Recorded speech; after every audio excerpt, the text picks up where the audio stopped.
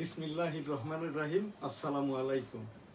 www.dailynewsstar.com virtual editor হাফেজ মাওলানা শাহজালাল গোলদার স্টুডিওর বাহির হতে অনুষ্ঠানগুলি এডিটিং এবং পরিচালনা করছেন।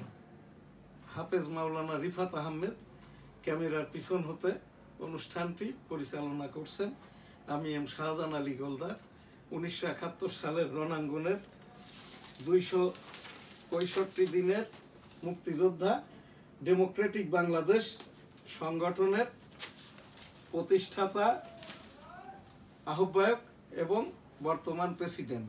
ডেমোক্রেটিক বাংলাদেশ প্রতিষ্ঠাকাল 1987 সাল। আমরা গবেষণামূলক সংগঠন ছিলাম।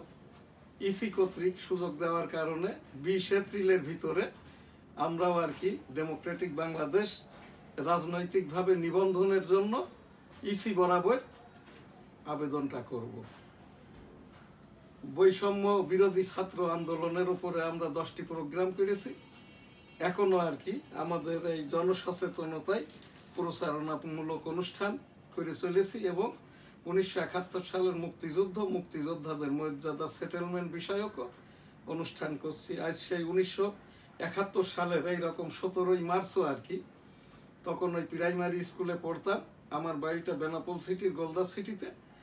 তখন ওই বেনাপোলটা ছিল খুলনা বিভাগের যশোর জেলার শার্শা উপজেলার, এখন তো বেনাপোল থানা পাকিস্তান রাষ্ট্রের পূর্ব পাকিস্তান প্রদেশের সীমান্ত শহর বেনাপোল অতপর তো 265 দিন যুদ্ধ শেষে দেশটা স্বাধীন হয়। স্বাধীনতার এই মাসে আমাদের এই সংবাদপত্রগুলোতে বিগত দীর্ঘদিন যাবৎ আওয়ামী লীগের ওই যে বৈষম্যমূলক তথ্যমন্ত্রী হাসান মাহমুদ সাপ্লিমেন্ট দিত না, পত্রিকার মিডিয়া বোর্ড ওয়েস বোর্ড বাদ করেছিল আমার এখান থেকে সংবাদপত্র সংগঠন বিএসপির আমি একজন সদস্য হিসেবে দি ডেইলি নিউজ স্টার ইংরেজি সংবাদপত্রের সম্পাদক হিসাবে এখান থেকে আমি এই উপস্থাপনাটা করছি যে যাতে করে স্বাধীনতা দিবস অর্থাৎ 26শে মার্চ 2025 সকল সংবাদপত্রে যাতে করে এই যে সাপ্লিমেন্ট বা ক্রোড়পত্র দেওয়া হয়, এই জন্য সাংবাদিক সংগঠনগুলোর পক্ষ থেকে আমাকে বলা হয়েছে। আমার এইটি একমাত্র অনলাইন ভিত্তিক স্টুডিও ভিত্তিক জাতীয়ভাবে আমি এই অনুষ্ঠানটা করে আসছি এই নিবন্ধন পাওয়ার পর হতে। www.dailynewsstar.com আমাদের সকল অনুষ্ঠানই এখান থেকে করা হয় জাতীয়ভাবে আজকে আমাদের ডেইলি ভিউজের সংবাদপত্র দুইটি, দি ডেইলি নিউজ স্টার, দৈনিক ইত্তেফাক। শুরুতেই the daily news star, fiscal pressure passes government to bank loans, additional pressure of Umrah pilgrims forces Saudi government to suspend issuance of visa. Saudi আরবের এই যে ওমরা ভিসাটা আপাতত এত ভিড় হচ্ছে, ভিড়জনিত কারণে বন্ধ রেখেছেন, অন্য কোনো কারণ নাই। ভিড় আবার কমলেই ভিসাটা চালু হয়ে যাবে। Confidence crisis in banking sector persist, এখানে মানি প্রিন্টিং স্পার্কস ইনফ্লেশন কনসার্নস। এখানটায় আমাদের এখনকার যে সংবাদপত্র এই যে দৈনিক ইত্তেফাক, 20 আসামির ফাঁসি বহাল, অপরাধের ভয়াবহতা বিবেচনায় নমনীয় দৃষ্টিভঙ্গি নয় হাইকোর্ট। জাতি ন্যায় বিচার পেয়েছে অ্যাটর্নি জেনারেল।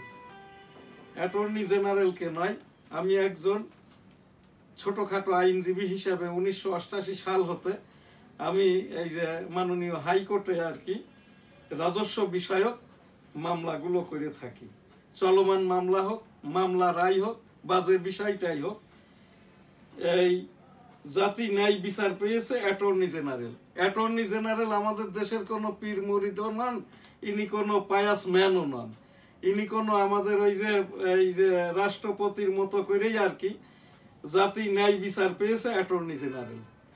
আর এই দেশের এখন একটা রোগ হয়ে গেছে মানুষ অন্যের পদবি ব্যবহার করছে, নিজের নামটাই ভুলে যাচ্ছে, যেটা মহানবী মুহাম্মদ রাসূলুল্লাহ সাল্লাল্লাহু আলাইহি ওয়াসাল্লামের প্রকাশ্য হাদিসের খেলাফ। রাসূল সাল্লাল্লাহু আলাইহি ওয়াসাল্লামের হাদিসে আছে তোমরা অন্যের পদবি ব্যবহার করিও না। আর হাইকোর্টের আইনের বইতে যেটা পড়েছি আর কি, চলমান মামলার ওপরে, চলমান বিচারের ওপরে, ফাঁসি হয়ে যাওয়ার ওপরে, রাষ্ট্রপতির কাছে মার্সি পিটিশনের ওপরে কোনো কথাটাই বলা যায় না। সে অ্যাটর্নি জেনারেল হোক, উকিল হোক, আইনজীবী হোক, বিচারপতি হোক, রাষ্ট্রপতি হোক, মাননীয় প্রধান উপদেষ্টা হোক, আর রাষ্ট্রের কোনো বুদ্ধিজীবী বা পরজীবী হোক, চলমান মামলার ওপরেই যেহেতু কথা বলা যায় না, এই অ্যাটর্নি জেনারেল ইনি কিন্তু স্বঘোষিত। ওনাকে কে নিয়োগ দিয়েছেন? নাও উই আর আন্ডার মার্শাল্লাহ। মার্শাল্লাহটা কি? যখন রাষ্ট্র সেনাবাহিনী প্রধান কর্তৃক পরিচালিত হয় এবং রাষ্ট্রপতির কাছে জবাবদিহিতা থাকে, তখন তাকে বলা হয় মার্শাল্লাহ। তো এইটা আমাদের দেশের কিন্তু আইনজীবীরা, আইন শৃঙ্খলা বাহিনী, এই যে যারা এমপি, মন্ত্রী, সাবেক রাজনীতিক, বর্তমান রাজনীতিকদের মুখপাত্র কেউই জানেন না। আমি এখান থেকে বহুবার বলেছি, প্রতিদিনই বলছি, নাও উই আর আন্ডার মার্শাল্লাহ 18 crore পিপুল অ্যান্ড স্টেট।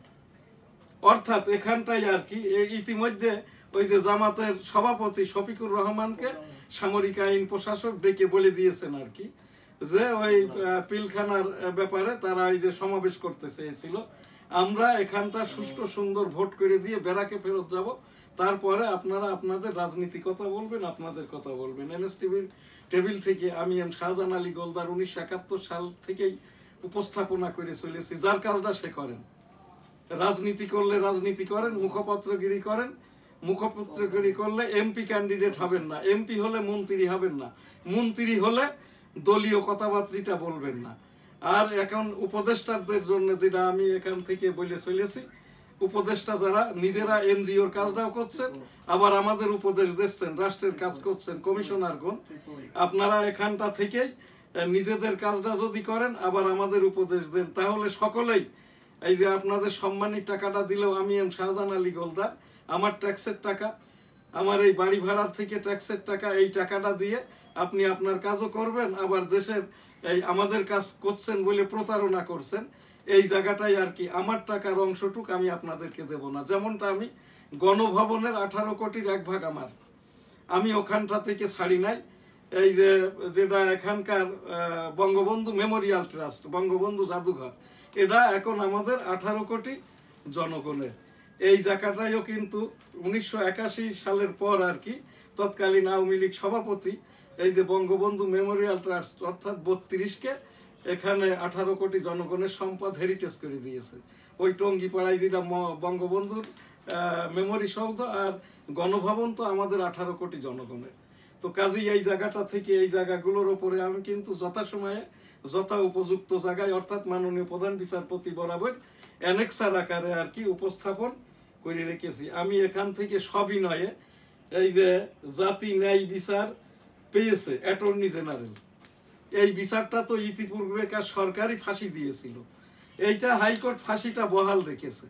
তাহলে তো এই যে অ্যাটর্নি জেনারেলের কথা অর্থাৎ আওয়ামী লীগ সরকারকেই উনি যেটা মিন করলেন জাতি ন্যায় বিচার করেছে, তাইলে তৎকালীন যে সরকারের রায় দিয়েছে আর কি, তারা ন্যায় বিচারেরই রায় দিয়েছেন। এইটা কিন্তু যেরকম কথাটা জাতি ন্যায় বিচার পেয়েছে অ্যাটর্নি জেনারেল বলেছেন, অ্যাটর্নি জেনারেলের নাম কি আমি জানি না।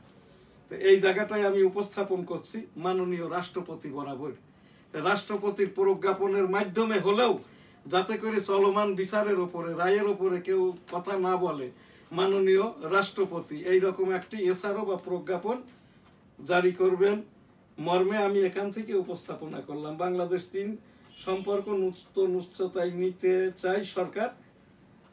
26 মার্চ চীন যাচ্ছেন প্রধান উপদেষ্টা। শোনা গেল এখানে আর কি 26শে মার্চ এবার কুচকাওয়াজ হবে না, আবার শোনা যাচ্ছে হবে। আবার এই জায়গাটায় 26 মার্চ চীন যাচ্ছেন মাননীয় প্রধান উপদেষ্টা। যাই হোক, এটা ভালো জিনিস।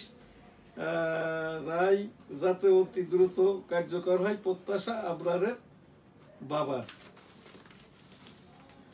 7 কলেজ নিয়ে নতুন বিশ্ববিদ্যালয় ঢাকা সেন্ট্রাল ইউনিভার্সিটি রূপরেখা প্রণয়নে কাজ করছেন বুয়েটের একাধিক শিক্ষক শিক্ষা কার্যক্রম শুরু 2031 সাল। তো এই 2031 সালে এই ছাত্ররা তো বুড়া হয়ে যাবে, আর আমরা আমাদের মতো বয়স যাদের, আমরা অনেকেই মারাই যাব। এইরকম প্রতারণাটা না করি। না উই আর আন্ডার মার্শাল্লাহ। এখন কিন্তু এইরকম কোনো আইন কানুন বিধি বিধান প্রজ্ঞাপন জারি করা যায় না। আর যদি বুয়েটের একাধিক শিক্ষকই এই কাজ করেন, ইউজিসির কাজটা কি? ইউনিভার্সিটি গ্রান্ট কমিশনটা কি মৃত? এইটা কাজটা করবেন ইউনিভার্সিটি গ্রান্ট কমিশন। আজকে থেকেই শুরু হবে সেশন, পরীক্ষা হবে। 31 সাল এই রকম প্রতারণা জাতির সাথে করবেন না। ইউজিসির আন্ডারে দিয়ে দেন, চলমান সেশনেই পরীক্ষা হবে। ঢাকা কলেজকে এবং আর কি ওই দিকের ওই যে মহাখালীর তিতুমির কলেজকে, এইটাই হবে মূল ক্যাম্পাস এবং প্রশাসনিক ভবন। যারাই শিক্ষক আছে তারাই তাদের লেখাপড়া গ্রেডেশন ওয়ারি পদাধিকার বলে এখান থেকেই ভাইস চ্যান্সেলর হবে, এখান থেকেই ওই ভিসি প্রভিসি ইত্যাদি আর কি প্রশাসন ম্যানেজমেন্ট ইত্যাদি এভরিথিং 7 কলেজের মধ্য থেকেই নিয়ে নেওয়া হবে। আলাদা কোনো জায়গা জমি ইত্যাদি 2031 সাল পর্যন্ত 3 বছরের মেয়াদকালের পূর্ববর্তী ডকুমেন্টস এটা জ্বালিয়ে পুড়িয়ে ফেলা হয় সেক্রেটারিয়েটে। আমাদের এই যে নটরডেম কলেজের পিছনে আমার এই যে যশোর নিবাস নিউজ স্টার ভবন, প্রতি 3 বছর পরে পরে এদেরকার ডকুমেন্টারি এডুকেশন কাগজপত্র খাতাপত্র সব পুড়িয়ে ফেলে। আর ইনারা বলছেন 2031 সাল, এখন মাত্র চলে 25। তার মানে অর্ধযুগ পরে যে আর কি, তখন কে থাকবে, কোথায় যাবে, কি হবে না হবে। আর এইটা এখান থেকে আমি একজন এই যে ঢাকা বিশ্ববিদ্যালয়ের এই যে রেজিস্টার্ড গ্রাজুয়েট 1988 সাল থেকে আমি ওই সিনেটের যে 25 জন প্রতিনিধি হয় বহুবার ভোট দিয়েছি, নিজেও প্রার্থী হিসেবে অংশগ্রহণের চেষ্টা করেছি। আমি কোনোবার এখানটায় জিততে পারি নাই। তো এখন এই জায়গাটায় আমি যে কথাটা উপস্থাপন করছি, 7 কলেজ নিয়ে নতুন বিশ্ববিদ্যালয় Dhaka central university. Dhaka central university যে কার্যক্রমটা ঢাকা বিশ্ববিদ্যালয় করছিল, ওই কাজটাই আর কি তিতুমির কলেজ এবং ঢাকা কলেজকে ক্যাম্পাস তৈরি করে নিয়ে এই কাজটা শুরু করা। কোনো ক্রমেই আমি এই জাতির একজন, আমি ফ্রি অফ কস্টে বিনা বুদ্ধিতে বুদ্ধিটা দেই বলে আমি বুদ্ধিজীবী। আমার মতো যারা বিনা পারিশ্রমিকে বুদ্ধি দেয় আমরা বুদ্ধিজীবী। আর যারা ওই যে বদিউর রহমানের মতো আর কি, এরপরে আপনার এই যে বদিউল আলম মজুমদার, এই যে বিদেশ থেকে একজন এসছেন আমেরিকান সিটিজেন আর কি, যিনি আমাদের এই যে সংবিধানটাকে আর কি 152 অনুচ্ছেদ উনি এখানে সংশোধনী দিয়েছেন 167টা আল ইতিহাস। ইনি কিন্তু আমেরিকার সিটিজেন। তো এই রকম আর কি আমাদের পরজীবীদেরকে নিয়ে, পরজীবীদের দিয়ে আমাদের বুদ্ধিটা প্রয়োজন নাই। ঢাকা কলেজ এই যে 7 কলেজকে নিয়ে আপনারা ক্যাম্পাস করে দিয়ে প্রশাসনিক ভবন করে দিয়ে ডিক্লার করে দিয়ে এই বছরের ভিতরেই যাতে আমার সন্তানরা নাতিপুতিরা একটি শিশু না একটি ক্লাসও একটি বছরও পিছিয়ে না পড়ে। আমার এখানটায় আমার এই যে 2টি সন্তান এই জায়গাটায় আর কি, একটা তো হচ্ছে কবি নজরুল আর একটা হচ্ছে মনে হয় সারোয়ার দিতে পড়ে আর কি। এরা প্রতিনিয়ত প্রতিদিনই এইটা আমার কাছে বলে। আমি এখান থেকে মাননীয় রাষ্ট্রপতি, যেহেতু বিশ্ববিদ্যালয়গুলোর চ্যান্সেলর, আমি মাননীয় রাষ্ট্রপতি বরাবর আমি দি ডেইলি নিউজ স্টার ইংরেজি পত্রিকার সম্পাদক হিসেবে, ডেমোক্রেটিক বাংলাদেশ গণতন্ত্র গবেষণা সংগঠনের প্রেসিডেন্ট হিসাবে এবং এই যে আমি ঢাকা বিশ্ববিদ্যালয়ের ওই যে সিনেটের যে পার্মানেন্ট রেজিস্টার্ড গ্রাজুয়েট আমি একজন সদস্য, সেই হিসাবে মাননীয় রাষ্ট্রপতি বরাবর আমি উপস্থাপন করলাম। মাননীয় রাষ্ট্রপতি, আপনি প্রজ্ঞাপনের মাধ্যমে এই যে ঢাকা সেন্ট্রাল ইউনিভার্সিটি, মাননীয় চ্যান্সেলর এবং রাষ্ট্রপতি, আপনি ঢাকা সেন্ট্রাল ইউনিভার্সিটি হিসেবে একটি প্রজ্ঞাপন ইস্যু করেন। সাবেক আওয়ামী লীগের এই যে যিনি প্রধানমন্ত্রী ছিলেন শেখ হাসিনা যেরকমটা ভাবে দাওরা হাদিসকে এবং কওমি বেফাকুল মাদারেসিল আরবিয়াকে আর কি নির্বাহী আদেশে এই যে দাওরা হাদিসকে এমএ পাস এবং মাদ্রাসা শিক্ষা বোর্ডের স্বীকৃতি নির্বাহী আদেশে দিয়েছিল, আপনি মাননীয় রাষ্ট্রপতি এবং বিশ্ববিদ্যালয়গুলোর চ্যান্সেলর এই যে ঢাকা সেন্ট্রাল ইউনিভার্সিটিকেও এই যে রাষ্ট্রপতির এসআরও বা অধ্যাদেশ বলে আপনি এই খবর এখান থেকে পাঠ করছি। আমি এনএসটিভি টেবিল থেকে উপস্থাপনা করছি। আমি এম শাহজাহান আলী গোলদার, এই দেশের একজন বর্ষিকিয়ার নাগরিক, 265 দিনের রণাঙ্গনের মুক্তিযোদ্ধা এম শাহজাহান আলী গোলদার MFF শ্রেষ্ঠ আমি উপস্থাপন করলাম মাত্র।